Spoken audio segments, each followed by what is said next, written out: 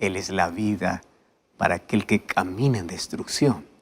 Que Jesús sea tu única esperanza y que solo en Él pueda estar tu confianza. Bienvenido. Así comenzamos Libertad sin Límites. Me alegra poder saludarte y abrazarte allí donde tú estás. Estés en Latinoamérica, estés en Europa, no sé en qué parte del mundo estás. Y me alegra poder tener este encuentro contigo, que no es un encuentro simple, es un encuentro con la palabra del Señor, donde la abrimos para poder experimentar el poder de Dios y para permitir que Dios pueda abrazarnos con lindas promesas que tiene para nuestra vida. Hoy tenemos un tema súper especial, súper importante. Hoy hablaremos acerca de milagros. Yo te pregunto, ¿tú ya estás esperando algún milagro hace algún tiempo? Buena pregunta, ¿verdad? Porque todos estamos en busca de algún milagro. Algunos en busca de un milagro para recuperar la salud, otros para tener un trabajo, otros piden un milagro, alguna cosa sobrenatural que pueda acontecer en su vida. No sé cuál es el aspecto en tu vida en la cual tú necesitas un milagro. Hoy hablaremos acerca de ese Dios todopoderoso y cómo es que Dios actúa, cómo es que Dios hace milagros. Porque pareciera que para algunos hay milagros inmediatos y para otros no. ¿Cómo podemos explicar todo eso? Eso hablaremos hoy en este programa. En el programa anterior, nosotros hablamos sobre cómo este mundo estaría envuelto en mentira y confusión antes de la venida de Jesús. Y sabes que Satanás usará todas sus estrategias para llevar al ser humano por el camino del error y apartarlo de la verdad. ¿Qué es la verdad? Jesús dice, yo soy el camino y la verdad y la vida. Juan 17:17 dice, santifícalos en tu verdad, tu palabra es verdad. O sea, Satanás lo que quiere separarte es de la palabra y de tus ojos en Jesús. Quiere que tú te fijes en una placa, en una iglesia, en un líder, en un pastor, no en Jesús.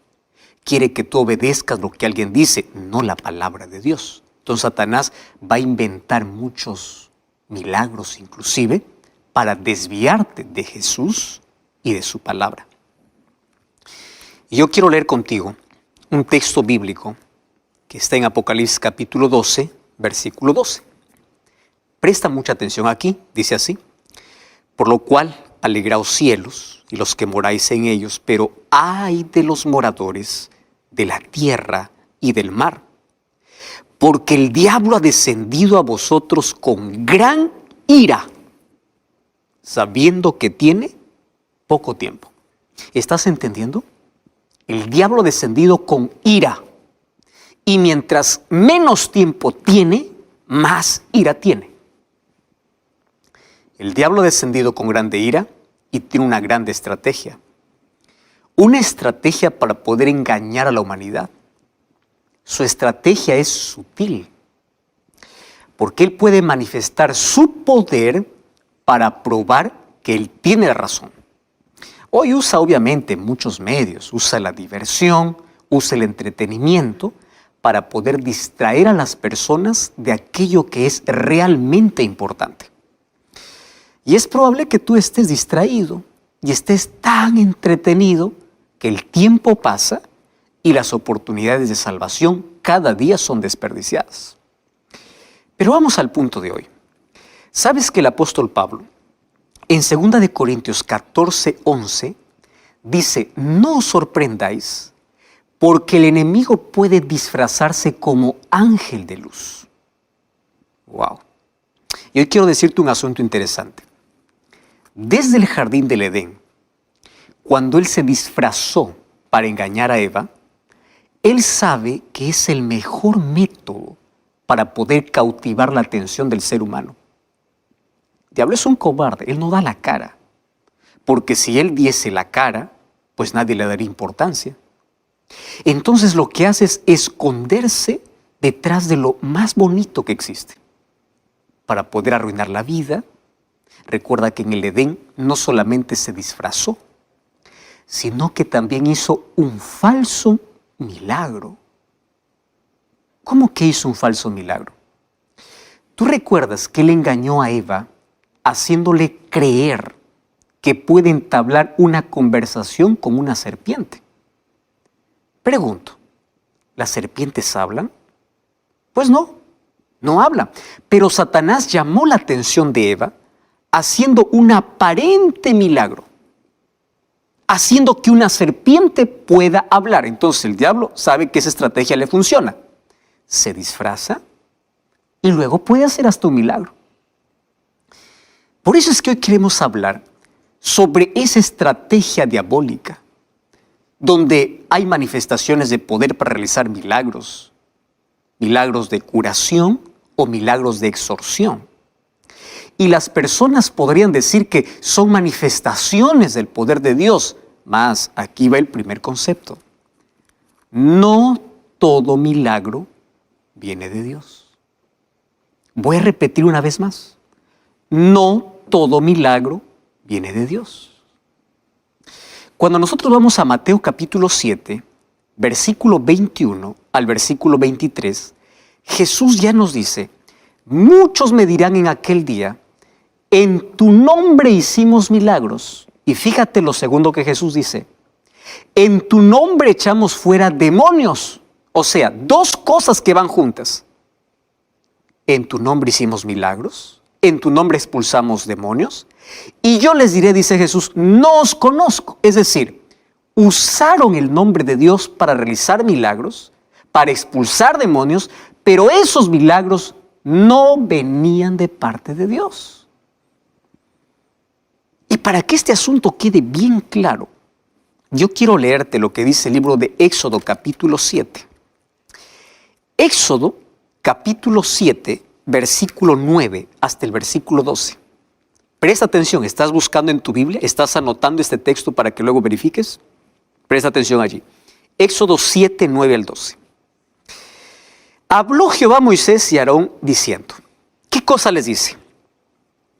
Si Faraón os respondiere así, mostradme un milagro. ¿Qué cosa está diciendo Dios? Si Faraón les dice, muéstreme un milagro, dirás a Aarón, toma tu vara, échala delante de Faraón para que se haga culebra. Muy bien. Vinieron pues Moisés y Aarón a Faraón, hicieron como Jehová les había mandado, y echó Aarón su vara delante de Faraón y de sus siervos y se hizo culebra. Entonces llamó también Faraón a sus sabios y hechiceros e hicieron lo mismo los hechiceros con sus encantamientos.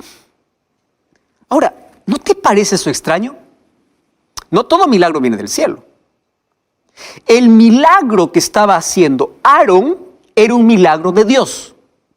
El milagro que estaban haciendo los hechiceros de Faraón venía de Dios. Claro que no. ¿Pero ya te diste cuenta que Satanás hace milagros para confundir? Entonces, aquí encontramos un milagro de Dios y un milagro diabólico. Muchos inclusive hoy piensan que una iglesia que realiza milagros está respaldada por Dios. Ahí está Dios. Porque ellos prefieren ver en lugar de creer en la palabra de Dios.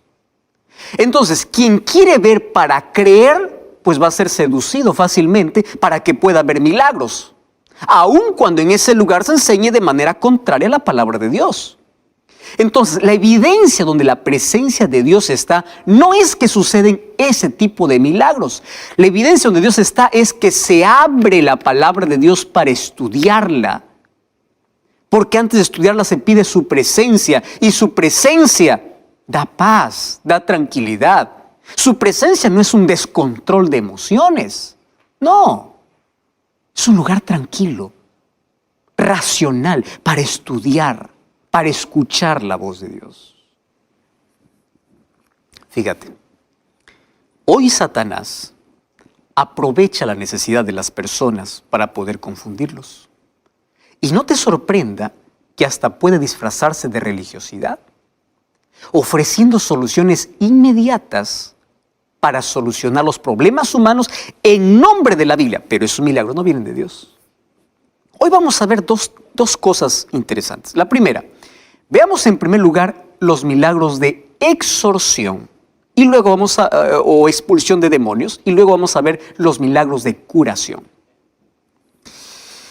Una de las manifestaciones más dramáticas del poder del enemigo es la posesión. Y préstame atención a lo que te voy a decir. Eso sucede cuando un espíritu maligno toma el control de la persona completamente hasta que pueda ser liberada por Dios. Ahora, esto es un asunto real. ¿Comprendes? Esto no es fantasía. Una persona puede ser controlada por espíritus malignos. Claro que puede. Ahora, muchas veces la posesión demoníaca puede ser hoy confundida con una enfermedad mental. Por ejemplo, muchos confunden una posesión demoníaca con esquizofrenia, con psicosis, con epilepsia, con trastorno de identidad, que obviamente tiene que ser diagnosticado y tratado por un psiquiatra. Sin embargo, no siempre es una posesión diabólica, pero hay algunos que confunden eso. Mas cuando se trata de una posesión diabólica, aquí hay algunas características importantes. Número 1, existe una fuerza sobrenatural. O sea, la persona que está poseída tiene una fuerza sobrenatural. No es su fuerza. Y además tiene una voz que no es la voz de la persona. Entonces, esa persona entra en un estado de furia y de odio violento, especialmente cuando se menciona el nombre de Jesús. En cambio, cuando una persona que tiene una enfermedad mental no se perturba cuando se exalta a Cristo, es porque no está poseída. ¿Me entiendes? Entonces, ¿cómo yo puedo identificar a alguien que está poseído por el demonio? Una persona poseída por Satanás se descontrola, por ejemplo, cuando se canta un himno, cuando se lee la Biblia, cuando se menciona el nombre de Jesús. Ahí está clara la diferencia. Ahora, ¿quién está sujeto a este tipo de situación? ¿Sabes que el enemigo no puede dominar a todas las personas? No puede. Porque para dominar a las personas necesita el consentimiento de cada una de esas personas para hacerlo. Ahora, eso generalmente ocurre de manera gradual, en la medida que tú le permites a Satanás tener el control de tu vida. El libro Deseo de todas las gentes, página 100 y página 101, es un texto brillante que dice así. Dice, el tentador nunca puede obligarnos a hacer lo malo. Es interesante, ¿eh? Él no puede dominar nuestra mente a menos que nosotros lo entreguemos. Porque la voluntad debe consentir, la fe. Si tiene fe en Cristo, nunca va a permitir que Satanás tenga el control de todo. Antes que Satanás pueda ejercer su poder en la vida, tú tienes que abandonar a Cristo. Ahora, aquí viene el otro asunto. Todo deseo pecaminoso que tú acaricias en tu vida, sí es un punto de apoyo para que Satanás tome control. O sea, todo detalle en que nos dejamos alcanzar por Satanás o dejamos una puerta abierta para que Satanás pueda entrar, él aprovecha para poder destruirnos. Y aquí viene lo triste, ¿verdad? Porque nuestro mundo hoy está apartándose de manera progresiva de las normas divinas, de una vida correcta y de una vida íntegra. ¿Sabes que la realidad actual es que el cuerpo de miles de personas hoy está afectado por malos hábitos y por enfermedades? La mente queda debilitada por el relativismo, por las filosofías destructivas. Y por otra parte, la religiosidad vacía termina siendo dominada por los malos deseos y el culto al sensacionalismo. Y claro, si tú juntas todo esto, estas son condiciones favorables para que el poder de las tinieblas alcance su objetivo de tener control sobre las personas. Por eso aquí va un consejo.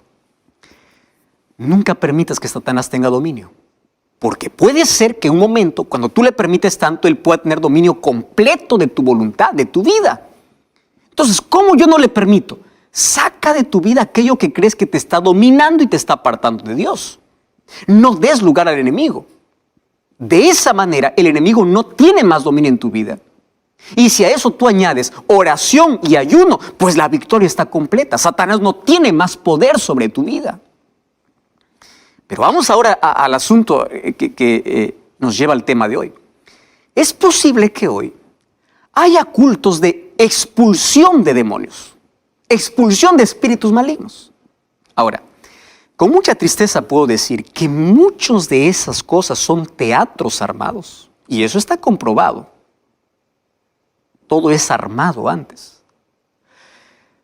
Para que tú no confundas, yo sí creo en el exorcismo, porque el exorcismo hacía parte del ministerio de Jesús en la tierra. Yo no estoy negando eso. Recuerda que durante su ministerio, Jesús libertó a cautivos espirituales y a personas que estaban aprisionadas por años. Tú puedes ver que los evangelios registran por lo menos 7 milagros donde Jesús libertó a personas endemoniadas. O sea, yo creo en que una persona puede ser poseída y yo creo en el poder de la exorción. Ahora, Jesús, ante esas personas endemoniadas, hizo evidente su soberanía y su poder sobre todo, inclusive sobre los espíritus malignos. Porque no existe un poder mayor en el universo que sea capaz de resistir a la acción directa de Jesús. Y en esto reside nuestra certeza, nuestra victoria sobre el pecado y sobre el mal, porque nadie puede resistir la presencia de Cristo. Pero ¿cuál es el problema de hoy? El problema de hoy sobre la expulsión de demonios o la expulsión de espíritus inmundos en muchas reuniones religiosas es, mira, esto es lo curioso, es que sorprende que el espíritu malo está presente siempre en la reunión. ¿Cómo es eso? Toda reunión hay expulsión de demonios. O sea, todas las veces el demonio va ahí. Curioso, ¿verdad? Noche de culto, noche de expulsión. Otra noche de culto, noche de expulsión. O sea, el demonio vive ahí. ¿Por qué razón? Es increíble que inclusive yo ya vi esos programas donde le dan el micrófono al endemoniado para que hable. O sea, muchos que van allí a ver un culto, a adorar a Dios, terminan escuchando lo que el diablo dice. Es increíble. Y se observa que los espíritus incluso allí guardan fila en su turno, allí para aproximarse al micrófono. ¿Te das cuenta que esto ya no es algo bueno? Y este tipo de situación pues nos hace dudar de la veracidad de aquellos cultos donde hay expulsión de demonios. Yo te quiero decir un asunto interesante aquí. Ningún cristiano debería tener placer ni curiosidad de escuchar las mentiras del diablo. Recuerda que el diablo es el padre de la mentira, por lo tanto, nosotros no tenemos nada que ver con él. Y solo mediante una vida consagrada a Jesús y por el poder divino podemos enfrentar este fenómeno. Y Jesús lo afirmó cuando él orientó incluso a sus discípulos y les dice, esta clase de demonios solo puede ser expulsada con oración y ayuno. Así dice Jesús en Marcos capítulo 9, versículo 29. O sea, expulsar demonios, no creas que es un asunto simple. Es uno de los momentos más tensos de todo ministro. No es un show. Es exactamente en esa hora cuando Dios realiza el milagro. ¿Estás entendiendo? O sea, es exactamente en esa hora cuando Dios realiza el milagro y muestra su poder y su soberanía, donde nada puede resistir al poder de Cristo. Entonces, ¿cualquier persona afligida por el mal puede ser liberada? Claro. Basta desearlo de todo corazón y buscar el auxilio en Cristo. En ese caso, pues tú debes buscar una iglesia o un pastor, pero que tema a Dios, que predique sobre la palabra de Dios, que guarde los mandamientos de Dios, que están aquí como la Biblia enseña, incluyendo el 4º mandamiento que ordena santificar el 7º día. Entonces, en ese lugar, el enemigo de Dios tendrá miedo de entrar. Ahora, recuerda que una persona que es poseída incluso tiene momentos de lucidez. Entonces la persona afligida por el mal, en ese momento de lucidez, puede tomar una decisión por sí misma. Y es esencial que esto pueda suceder y allí puedas pedir ayuda a Dios. Porque las personas que quieren, que van a ser libertadas, tienen que querer. La persona necesita querer ser liberada. Entonces allí Dios oye tu clamor y la liberación acontece. Porque la promesa es que Él mandará a sus ángeles para poder socorrer a esas personas sinceras. Ahora, aunque la posesión sea un fenómeno real, recuerda que Dios está dispuesto y tiene poder para libertar a la persona que realmente quiere ser libre.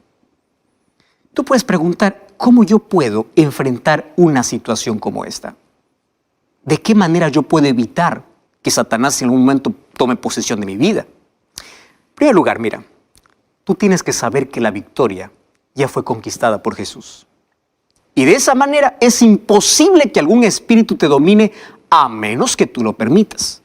Si tú eliges a Cristo en tu vida, si Él es lo primero, lo último y lo mejor, Satanás no tiene lugar en tu vida. Número 2, tira a la basura o saca de tu vida las cosas que te llevan al mal. ¿Qué cosa te está llevando al mal? ¿Qué música estás escuchando? Desecha bebidas alcohólicas, pornografía, rock, cigarrillos, drogas, toda forma de espiritismo. Recuerda, el espiritismo en cualquiera de sus formas, libros, películas de ocultismo o hechicería, o entrar en aquellos juegos de ocultismo, eso te puede llevar para que tú te entregues literalmente a Satanás. Es decir, cualquier cosa que pertenece al poder de las tinieblas y no al poder de Dios, deben salir de tu vida, deben salir de tu casa. Muchas personas son libradas del poder del mal solamente al destruir todo aquello que los aparta de Dios. Número 3, pues adopta una alimentación saludable, ya que la mente y el cuerpo están en sintonía y la posesión obviamente pasa por el dominio de la mente. Por eso es importante tener una buena salud. Número 4, ten el hábito de leer la Biblia todos los días. Esto es fundamental. La palabra del Señor tiene poder para protegernos y para guardarnos. Otra cosa, nunca te acuestes a dormir sin antes orar a Dios. Y ora de manera específica. Pídele que te liberte de todo lo malo. Clama para que los ángeles de Dios vengan y estén contigo. Número 6, no tengas miedo. ¿Sabes? Si tú estás con Cristo, no debes tener miedo. El enemigo de Dios tiembla a Cristo, porque Él fue vencido en la cruz del Calvario y fue vencido para siempre. Pero si las películas del terror pueden llevarte al terreno del enemigo y tú lo estás acariciando en tu hogar, es tu deber familiar mostrar a ese intruso una salida. Que salga de la casa. Es hora de posicionarse del lado de Dios. De esa manera se expulsa el demonio, sacando aquello que nos separa de Dios, no haciendo un show. Es apartando las cosas que te alejan de Dios de tu vida. Y recuerda que la promesa de Dios es segura. No luchamos solos, no tenemos nada que temer porque estamos bajo el escudo del Altísimo que todo lo puede. Tú eres hijo de luz, anda siempre en la luz y serás libre. Que el enemigo de Dios no tenga nada en ti, que tu corazón pertenezca únicamente a Jesús. Y ten en mente lo que el apóstol Santiago dice: sométanse a Dios, resistan al diablo y él huirá de vosotros, pero sométete a Dios. Y cuando Cristo te liberta, lo hace para siempre. De esa manera una persona es libertada. Muy bien. Ahora veamos el segundo engaño, que son los milagros de curación. Mucha gente va a una iglesia no porque quiere tener un encuentro con Dios, no porque quiere salvación, no porque desea un cambio en su vida, apenas quiere un milagro de curación y prosperidad financiera. ¿Es verdad o no es verdad? Y Satanás es tan astuto. Él conoce tus luchas, tus problemas, tu dolor, porque Él provoca el sufrimiento en el mundo. Entonces Él puede mostrarte un camino donde haya promesas de solución inmediata e inclusive puede realizar milagros. Y hoy hay mucha gente que no busca a Dios, solo busca un milagro de Dios, pero no quiere a Dios. ¿Qué cosa es un milagro entonces? Milagro. Un milagro es quebrar las leyes naturales. para que suceda algo extraordinario. Yo te quiero decir que Dios puede hacer milagros, porque Él tiene poder. Pero ojo lo que te voy a decir ahora. Dios hace milagros cuando Él quiere, con quien Él quiere y como Él quiere. No porque yo lo ordeno, no, sino porque en su soberana voluntad lo permite. ¿Entiende la diferencia? De aquellos que dicen, yo ordeno. Espera un momento. Los milagros acontecen no cuando yo ordeno, cuando Dios quiere. Cuando Jesús estuvo aquí en la tierra, la Biblia dice que resucitó solo a 3 personas, la hija de Jairo, el hijo de la viuda de Naín y a Lázaro. ¿Cuántos muertos había? Muchísimos, pero resucitó 3. Cuando Jesús resucitó, dice la Biblia que fueron resucitadas primicias, que no sabemos quiénes fueron. Ahora, hubieron muchos muertos, pero solo resucitó 3. ¿Ya te diste cuenta por qué? Los milagros suceden cuando Dios quiere, no cuando yo quiero. Cuando Jesús entró al estanque de Betesda, en ese estanque habían muchos enfermos, pero apenas sanó a uno que estaba 38 años enfermo. O sea, el resto continuó enfermo. Solo sanó a uno. Entonces, querido, no existe un texto bíblico donde Dios te prometa librar de todo sufrimiento cada vez que tú digas en el nombre de Jesús y ya eres libre y ya eres sano. No, no existe.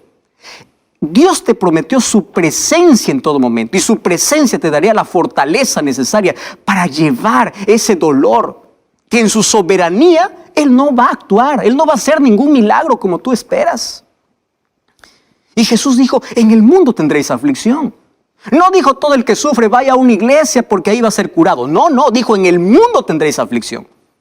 Mientras estamos en la tierra, el dolor va a tocar tu vida. A veces Dios va a hacer un milagro, otras veces no. Pero yo debo seguir confiando en Dios. ¿Recuerdas los 3 amigos de Daniel? Cuando respondieron a Nabucodonosor, no vamos a arrodillarnos delante de la estatua que tú has levantado. Y le dijeron así, nuestro Dios nos librará, pero si Él no nos libra, aún así no adoraremos tu estatua. Eso es fe. Yo creo que Dios puede hacer un milagro. Pero si Dios no lo hace, yo sigo confiando en Él. Dios tiene poder, claro que sí. Pero si no lo hace como yo pido, yo seguiré confiando en Dios. Mira la experiencia de los discípulos de Jesús. ¿Tú sabes cómo murieron ellos? Todos murieron en las peores circunstancias, pero fueron fieles hasta el fin. Pedro murió crucificado cabeza para abajo. Santiago murió decapitado. ¿Recuerdas que a Juan le colocaron en un perol de aceite hirviendo y después lo llevaron para Patmos? ¿Recuerdas de Juan el Bautista? Le cortaron la cabeza. Porque en el mundo tendremos aflicción. Dios no evitó el sufrimiento de ellos. En su soberanía voluntad permitió. Pero nunca les faltó la presencia de Dios. Porque Dios los acompañó en medio de su sufrimiento hasta el final. Cuando repasamos la historia en la Edad Media, miles de cristianos murieron en la hoguera siendo quemados vivos. ¿Por qué Dios no hizo un milagro? ¿Por qué? Pero Dios los acompañó hasta el final. Entonces, ¿de dónde salió la idea de vengan todos los enfermos y en el nombre de Jesús todos dejarán de sufrir? Tu sufrimiento acabará, pare de sufrir. ¿De dónde salió eso? Cuando yo voy para la Biblia, en el libro de 2 de Corintios, préstame atención, mira este texto.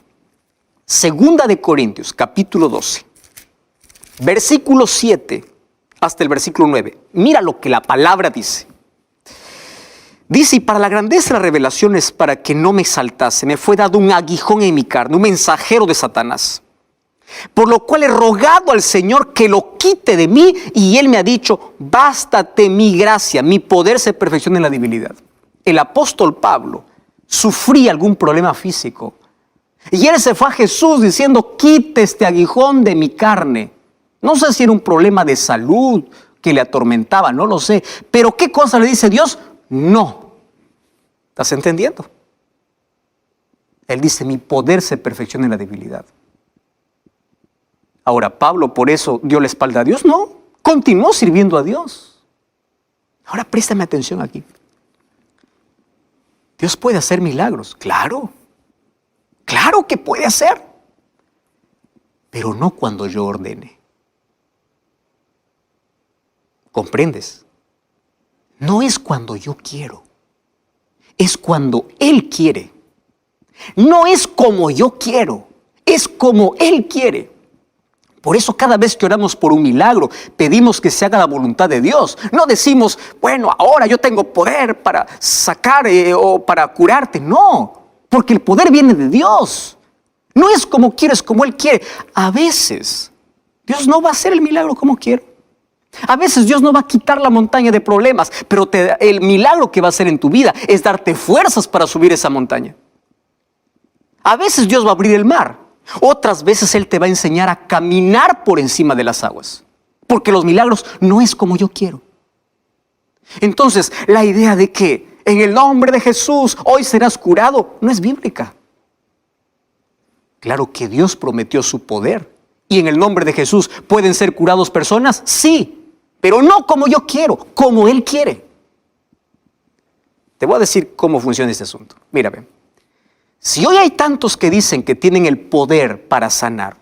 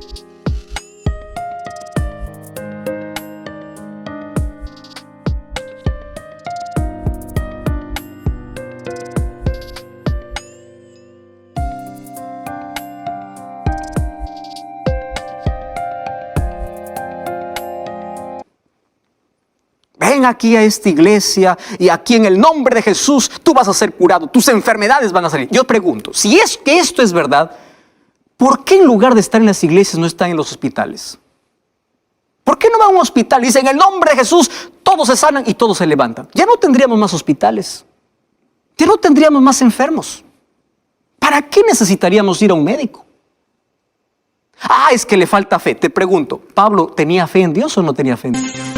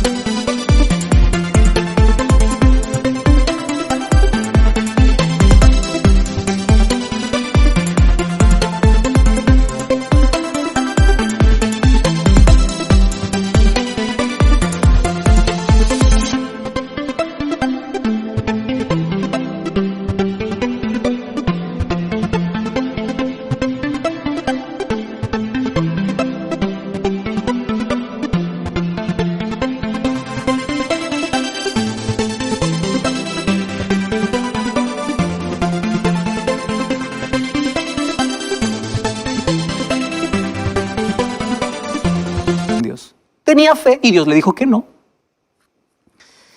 Y otra vez quiero que quede claro, Dios puede hacer milagros.